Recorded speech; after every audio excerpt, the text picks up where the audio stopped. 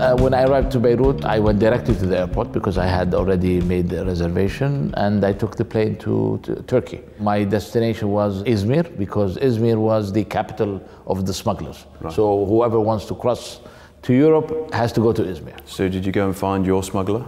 Yes, of course. It's like interviewing a lot because it is. So these are the entrepreneur skills you've had, right? But now this is where it's good. This is where you could use it because I think one of the biggest skills of entrepreneurs is judging people or like finding opportunity and finding where is the one he should bet on. You know, right? Because the other definition is that doing something that can't be done because the resources aren't there yet. Yes. So you're doing the interviewing. You're speed dating.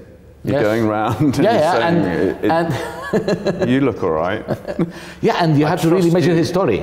Is he promising you a lot? Is he, Is he promising you too much? Exactly, because this guy showed me a picture of a yacht, And you're like, I know your game, son. Yeah, a Stingray, no way, man. Eventually, really, the one that looked honest, one that told me right away that there is no other route. You have to take the rubber boat if you want to cross to Europe. And that was what I promised my family that I would never do. That's the only way they allowed me to take the trip, telling them, I will never take the rubber boat. This is one that I will never touch, But this guy told me, listen, you want to go to Europe, you have to take the rubber boat. Of course, now the day that the plan to leave, I went early in the morning to this spot they told me about, and they kept calling me every 10 minutes and changing the spot. So he calls me, okay, go to this area and then move to that area. And just describe the kind of ground. Are you in like rocky coves and or on beaches or? Yes, well, first I was in the city where they picked me up. They had to change so many spaces to make sure no one is following. So there's a big van came, stopped, opened the door, and they asked me to jump in. I jumped in. In the beginning I couldn't see much because it was dark, but then I realized there was a pile of guys inside. It was a 4-hour drive, and then we arrived, it was just getting dark, to a place, I believe, close to the beach. Because in my mind, I'm thinking, if we're gonna go, they're gonna drop us somewhere there. We came out and they just asked us to keep walking.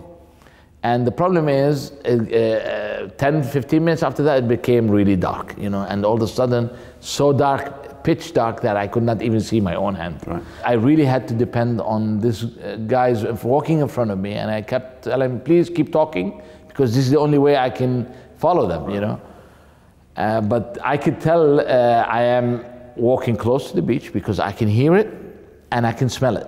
But I can feel it below me, so it's really on a cliff, and the road is really tilted, and it's not paved. So you are under the danger of falling, and they tell you if you fall, that's it, we leave you. We can't stop for you.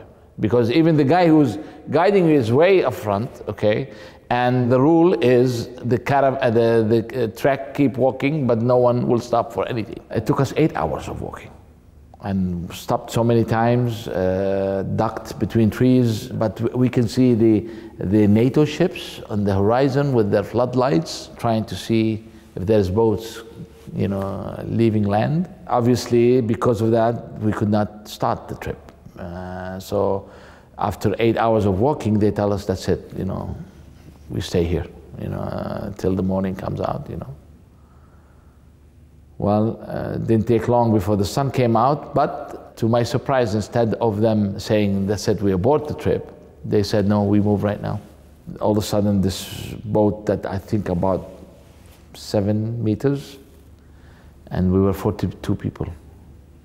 And the surprise is when the sun came out, we discovered that there was kids between these guys, and that was the scary part. For me, I tell you, for some point, and I talked with the guys, we thought of like stopping the trip, that we don't want to take the responsibility of these kids, The guy said, the boat is leaving, you leave on it or you stay, it's up to you, So their parents or their mom, some of them didn't have a father with them, they said, we're going. The whole trip, it took me about 3.5 hours. I kept my eye on this little child, thinking all the way, if we capsize, what am I going to do for this kid? Because,